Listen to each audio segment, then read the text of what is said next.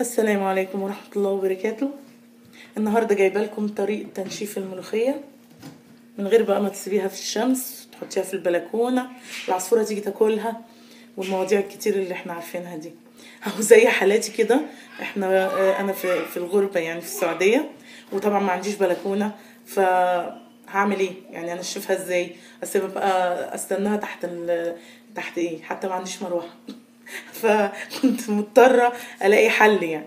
فدي الملوخية مبلولة معانا اهي، بس محتاجين كيس مخدة. كيس المخدة ده انا عاملاه بس عشان الملوخية يعني، ما بستعملوش ولا حاجة. هتحطيه فيها وهتربطيه عادي جدا، مش في الغسالة. الملوخية بلتها، هنربطه عادي خالص، وبعدين زي الشطرة هترميه في الغسالة، تقفلي ونظبط من الفيشة الأول.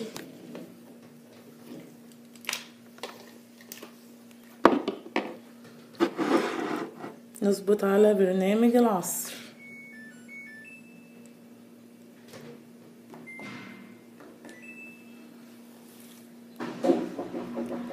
دقايق وهتطلع الملوخية ناشفة جميلة، وكمان في تخريطها بتبقى لونها اخضر كده، اخضر فاتح، بتبقى جميله بجد، بيبقى لونها جميل، احلى كمان من التنشيف في الهواء العادي.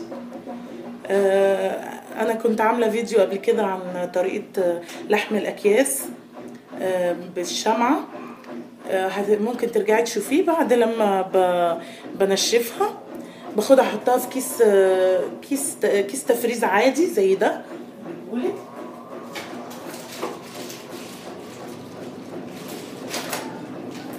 كيس من اكياس التفريز العادي، بحطها جواه،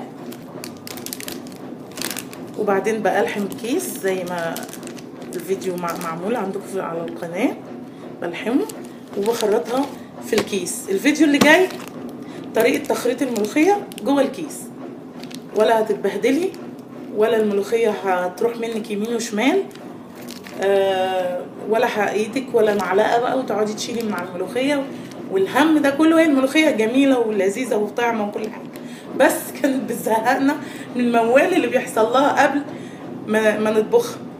فانت دلوقتي التنشيف خلاص ما بقاش فيه اي مشكله، والتخريط ان شاء الله ما فيهوش اي مشكله. الفيديو الجاي هتشوفوا ازاي تخريط الملوخيه في الكيس بمنتهى السهوله، وان شاء الله يا رب يعجبكم. وده طبعا عارفه ان في ستات كتير شطوره عارفه الكلام ده، وفي بنات لسه هتتجوز، او بنات لسه مخطوبه، او بنات لسه متجوزه جديد ما تعرفش حاجه عن المواضيع دي زي حالاتي كده اول ما اتجوزت. فان شاء الله ما يبقاش معاهم اي مشكله صعبه في المطبخ، ونبقى مع بعض على خير باذن الله.